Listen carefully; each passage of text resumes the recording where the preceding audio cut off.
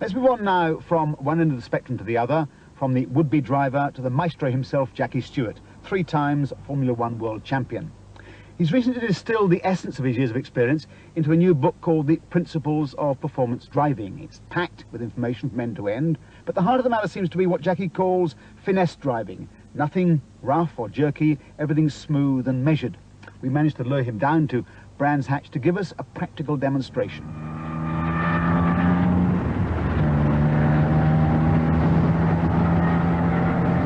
Jackie, can you tell us what you mean by this word finesse that you use in the book?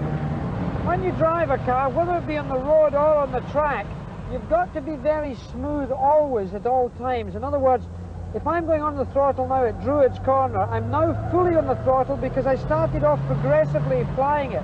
So you didn't feel it going to full throttle. Now I'm at full throttle right now. I'm heading along the bottom straight here behind the pits at Brands Hatch. I'm coming off the throttle gently, gently brushing the brakes. I'm back on the throttle now and I'm at full throttle. Braking gently, down a gear, turning the car in gently, not throwing the car into the corner. Now my knuckles are not all white on the steering wheel, it's a fingers and thumbs touch. I'm not hanging on. This steering wheel was made to change the direction of the car, not as a grab handle, so there's no great effort used on the steering wheel. It's a delicate movement. The manner in which you address your car in the relationship to acceleration and braking is a secret to all good driving. It's how smoothly you do it. If you see the great drivers, Jim Clark, Sterling Moss, Fangio before them, if you think of Niki Lauda, Alain Prost, Nelson Piquet today, they're very smooth, very gentle with their cars. They don't look spectacular, but they are the fastest. But how much of that is really applicable to road driving? Because, of course, the priorities and the conditions on the road are so different from the racetrack. Well, if for a moment I just slow the car down a little bit more towards road speed, if I'm going towards Druids Corner now and I were going towards a normal right-hand bend in the road, if suddenly I just did, oh, and cranked the car over too abruptly, I would be thrown over to this side. If my passengers on board would all be tossed to one side, it would be an extremely uncomfortable experience. It's unnecessary. If I were just, on the other hand, to change the direction of the car by gently and slowly turning the steering wheel to begin with, they would get used to the G-forces that would be coming through that corner.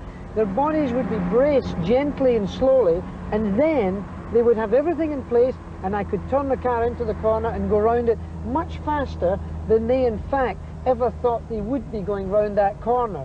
So it's very deceptive. If you have any sudden sharp movement in a car, whether it's through braking or acceleration, again that surge comes. If I go into second gear right now and suddenly I go like that, off the throttle and on the throttle, look, we're getting jumping back and forward. The passengers are the same. I consider that my responsibility as a road driver is to be the ideal chauffeur. I want to be able to drive away from the curb or the traffic lights without my passengers ever feeling like they've been driven away from a standing start. I want to be able to change gear smoothly and gently without them feeling the lurch. I can go up through the box or down through the box, and you don't feel the gear changes. You've got this demonstration thing, Jackie, called the ball in the basket. What's that all about? The whole idea of that was it's very difficult for me to get someone to believe that they're not a wonderful driver. What happens is that they say, I've been driving for 40 years, I'm a great driver, I've never had an accident. Little do they know that everyone's been avoiding them for 40 years. So I have to show them visually, and I have this ball in the dish. If you drive around this simple course very smoothly, very gently, the ball will stay in the dish.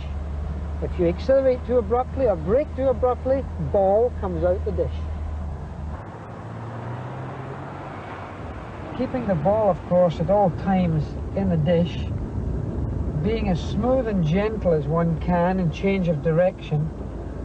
Clearly you've got to let the throttle off gently, get it round a corner like this here, very progressively, and then you come back to a standing start, keeping the ball in the dish.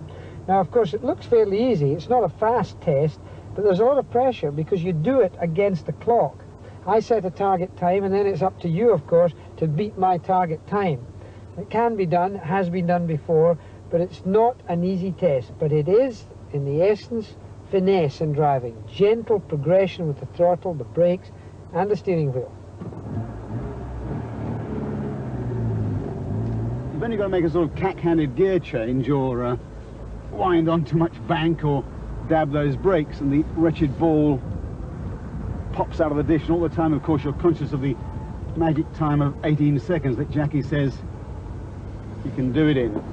Whoops. Well, it isn't all that easy. I think I'm going to go away and get some secret practice and have a competition with Chris Goffey with eggs. That's really all for tonight's programme.